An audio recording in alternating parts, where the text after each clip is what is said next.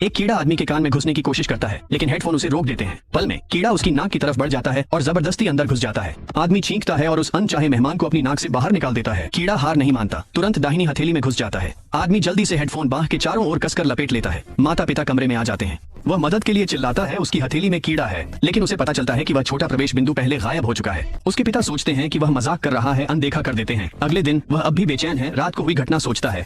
एक सहपाठी उसे परेशान करने की कोशिश करता है, लेकिन वह बच जाता है। जैसे ही वह समझाने वाला होता है, वह हैरान रह जाता है कि उसने सहपाठी की शर्ट पकड़ रखी है। सहपाठी वहीं खड़ा रहता है, पूरी तरह से उलझन में। फिर उस लड़के को घूंसा मार देता है। उसी समय वह देखता है कि एक कार तेजी से आ रही है और एक बच्चा रास्ते में है। बिना किसी हिचकिचाहट के वह आगे बढ़ता है और अपने दाहिने हाथ से बेकाबू कार को वहीं रोक देता है।